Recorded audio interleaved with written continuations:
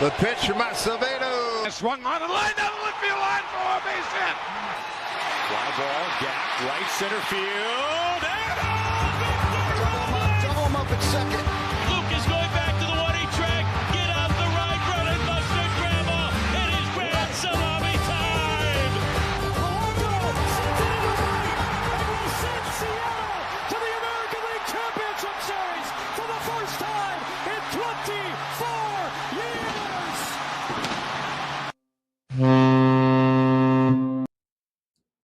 Good morning, good afternoon, good evening, and hello. And welcome back to the Light the W podcast. As always, I am your lovely host, Mahal Anderson, and I am back with you here this Wednesday morning for another episode talking about this lovely baseball team which can't stop losing baseball games. That's right, we're talking about the Seattle Mariners now on a 5-game losing streak as they dropped game 1 in the Bronx to the hands of the New York Bronx Bomber Yankees. Team that's offense has been almost as putrid as the Mariners over the last month, but the Mariners are in a really bad spot. Last week, we talked about the offense. We specifically talked about this team with runners on base and runners in the scoring position. We talked about Kyle Raleigh, Julio Rodriguez, the team overall. We looked at last year. We talked about Josh Naylor. We talked about J.P. Crawford a little bit and the importance he has in that role with hitting in clutch situations. And today, we're going to talk about something different. Today, we're going to talk about the bullpen. And this was something I was planning to talk about even before Tuesday night's ball game. But Tuesday night ball game. Whew!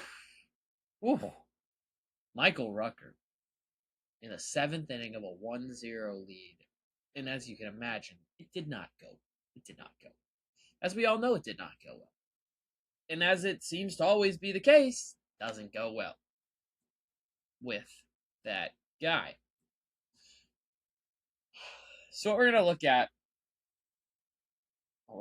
at is numbers of these guys. And specifically, we're going to talk about numbers of bullpen guys since the beginning of July. That is now about almost a month and a half, but just over a month and 11 days, I guess, to be exact. This is not going to be including Tuesday night's numbers, so this will not include the runs that Rucker gave up tonight. But we're going to talk about it anyway. Okay, we're going to talk about it. And I think the only place really to start is, I guess, with ERA. All right, and let's get into it. So, the Mariners bullpen has 0 to little to pretty much no depth right now. Obviously, the best reliever is Andres Munoz. He, since the beginning of June, has a 1.46 ERA in 12 and a third inning pitched, just 4 walks to 20 strikeouts opponents, hitting 186, 255, 279 against him. He's been the rock. However, it's been hard getting the ball to him, especially in 1- and 2-run ball games. And a lot of that is due to 2 guys. It's due to Edward Bizardo, and it is due to Jose Ferrer. And, right, it's almost as simple as that. It's almost as simple as that, right? So let's start with Edward Bizardo. He has 14 innings pitched since the beginning of July. He has a 6.43 ERA, has allowed 6 home runs, just have that 1 walk and 17 strikeouts, but opponents are still hitting 276 with a 288 on base, and the issue is the 621 stuff. It's been the home runs. He's only given up 2 doubles. He hasn't given up a triple, but he's given up 11 runs, 10 of them being earned, and it's from 6 home runs for the most part. It's been the long ball that's killing him. His stuff hasn't necessarily been bad. This was something we talked about again, either last week or the week before. But when you're giving up 11 runs in that few innings, in 14 innings, it's not good enough. And for a bullpen where he's supposed to be the second best right-handed arm in the bullpen right now, it's not good enough. Okay? And I'm going to start with the specific guys in the bullpen before I get to beyond what's currently in the bullpen. All right. On top of that, your second best left-handed reliever in the bullpen, Jose Ferrer, has 12 innings pitched and a 6.75 ERA in this span. Opponents hitting 280, 368, 500 against him. Just 9 strikeouts during that span with 5 walks, has allowed 3 home runs and 9 runs, all of which earned. Those two right there are the crux of the problem. You need those two guys to be able to cover 3, let alone 4 innings of a 1 or 2 run lead. If those guys are giving up runs consistently, you're not going to be in a good place. It's pretty much as simple as that. Right? On top of that, Sir Anthony Dominguez hasn't been great since joining the Mariners. Now, his issues mostly stem from that one first inning, that first outing, and he's been fine since, but he hasn't had that many appearances. He hasn't. He's pitched in 3 games and has thrown just 2 innings total. Okay, so his numbers aren't great. Now, on top of Bizzardo, on top of Ferrer, Gabe Spire has actually been solid. He's been really good. However, he's thrown just 9 innings. And while Munoz is a guy that feels like hasn't thrown that many innings with his 12 1/3 innings, because they haven't been able to get the ball to him, Spire having just 9 innings over the past month is not close to enough. He has an ERA exactly of 3.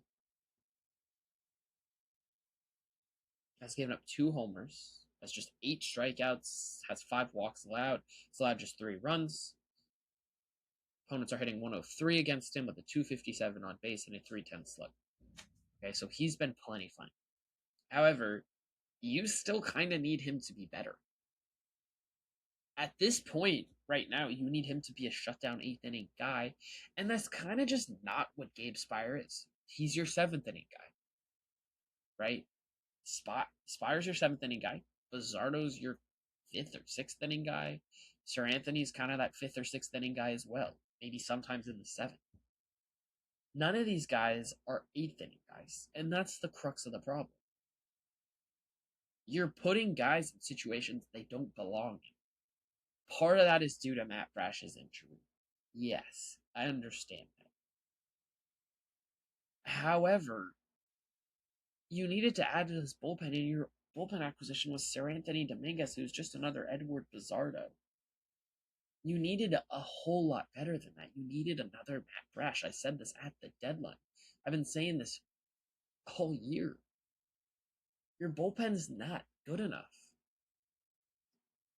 At this point, over the past, month, Michael Rutger's been your second best right-handed arm. That's a problem. That's a problem. And that's simply just based off of ERA. 16 2/3 innings, 2.16 ERA. That said, he's only given up 4 earned runs, but he's given up 8 runs total. He's given up just 1 home run, has 4 walks, has 17 strikeouts. His numbers aren't terrible. 242, 286, 318 against him during that span. But when you go and when you look at it in situations, when you go look at it in terms of kind of leverages he in, well, in high and medium leverages, Michael Rutger's been terrible. He hasn't been good enough.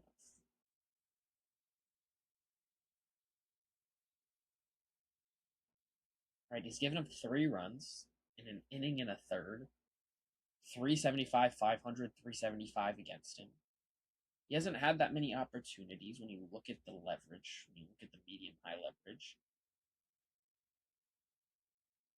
But, it's just, he shouldn't be in that situation. That's not who he is.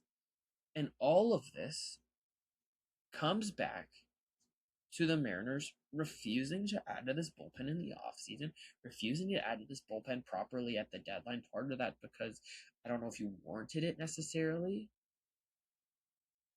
But if you go and think back to 2022, the Mariners bullpen, they were really good because they had legit guys you trusted. They had the Matt Brash. They had the Paul Sewell. They had the Andres Munoz.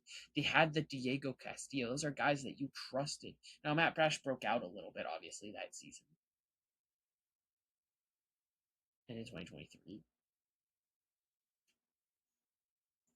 But you had the guys.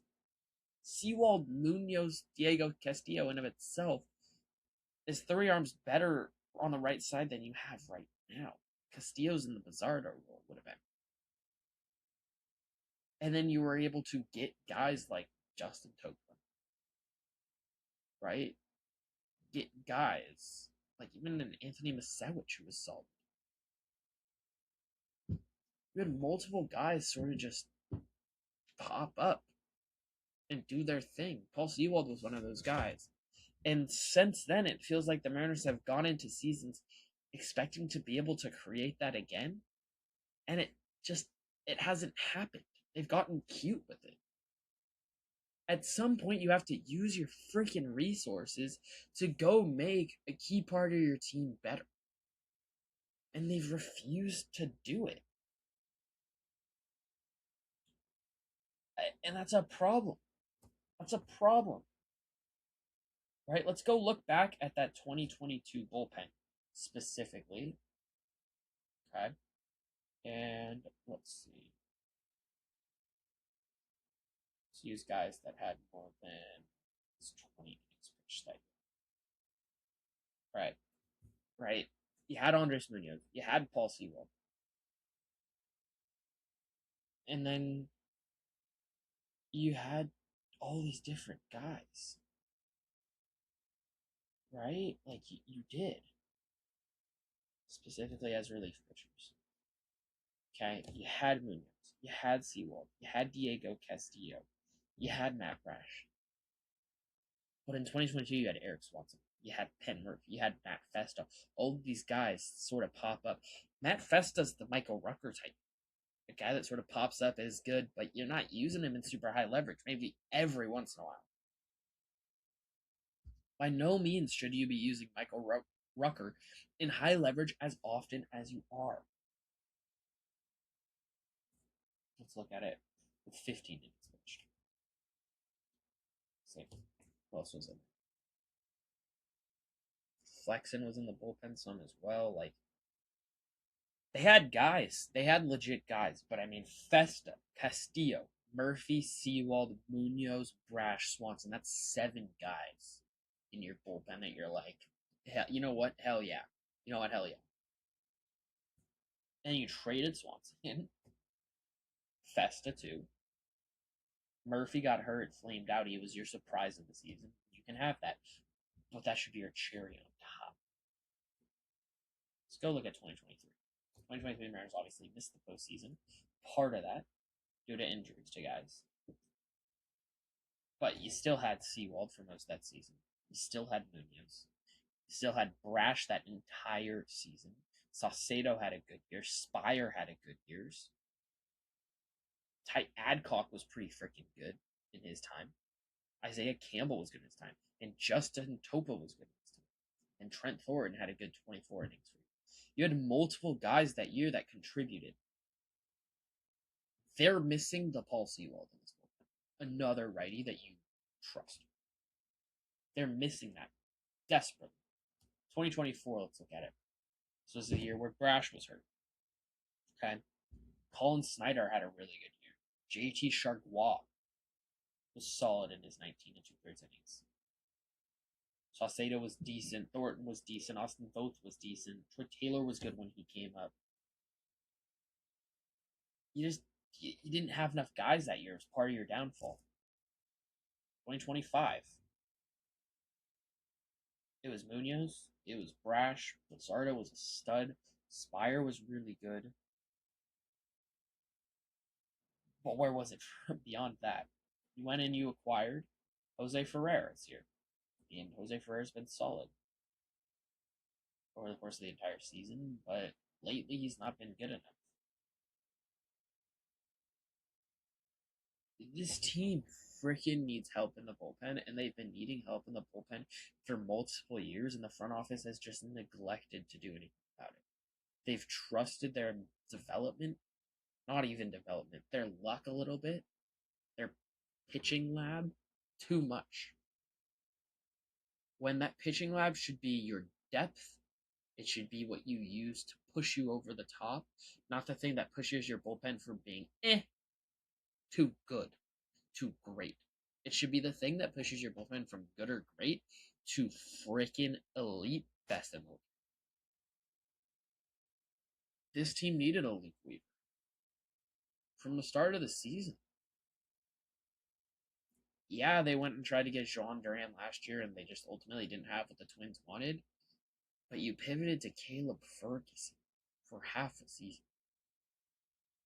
I mean, when was the last time you truly acquired a high leverage guy? Has this front office ever done it? And I am a fan of Jerry Dipoto and Justin Hollander. Both of them. I think both of them do great stuff for the most part. Like, I really believed in this team heading into this year. I really believed in the 2024 team heading into that. Yet, here I am. August 11th is when I'm recording this. And the bullpen's been a problem all year, and they've pretty much neglected to do anything about it. If anything, they've traded some of the pieces that would be able to help. And would I do the Josh Naylor trade again? Yeah, I would. Would I do this Taylor Ward trade again? Yeah, I would. Like, I would do these trades again, but if you're not going to go acquire relievers via trade, if you're not going to go acquire relievers via free agency, then you got to be able to develop guys from your farm system. And that's something that they haven't been able to do because a lot of those guys that come through, they've traded. And part of that's because the legit depth in the Mariners farm system isn't actually that great. They have really awesome top end talent, but the fall off after that is heavy. So they trade the guys, and a lot of those guys end up being relievers. And they've done a good job of not trading their top prospects. But it's meant you haven't added the pieces for the most part that this team legit needs. And this team needs help. This team needs athleticism. This team needs defense. This team needs a bullpen arm that can go get strikeouts in the 8th inning. It needs it badly. And you just don't have it. You're missing the Eric Swansons, the Paul Sewalds, the Justin Topas. You're missing those guys.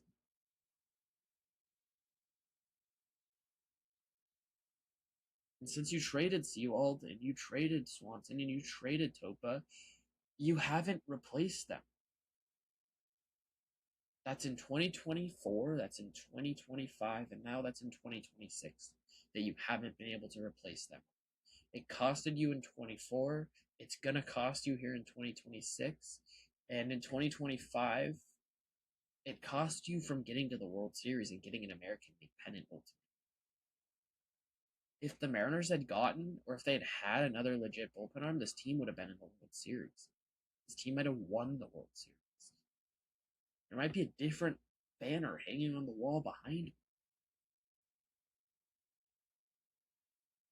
So, while it's August 11th, August 12th probably when you're listening to this, and while there's time left in the season, and the offense has been putrid, and all that's true, and ultimately the offense is probably why this team is bad, I actually think the bullpen might be why this team can't find any consistency. Why this team can't win multiple games in a row. Why this team struggles to win series. Because this team can't win close games. It can't just squeak out wins. Especially not on any consistent basis. The most fun Mariners teams of the 2020s have been the teams that won the close games with those legit bullpens. The most memorable games are the ones that went extra innings because your bullpen was star-studded. They need to get that identity back. That's who this team is supposed to be. You pitch your way to wins. And they haven't been able to do that because the starters haven't been as good. True. Very true. But more importantly, they haven't done that because this bullpen is not as good as it needs to be able to pitch your way to wins. And that needs to be solved. And at this point, it's not something that's going to be solved for 2026. And it ultimately might be the thing that even if the offense gets rocking, even if the offense gets rolling, is the part of this team that kills it. It might be the bullpen. And that sucks, because the pitching is supposed to be your strength. But you removed the defense to protect your pitching. You've removed the bullpen to protect your starters and to win close games. And look at what happened. You're 8 games below 500. 5 games back of the Astros, who you face this weekend. You could be sunk to the depths of Elliott Bay by Sunday night. And that sucks.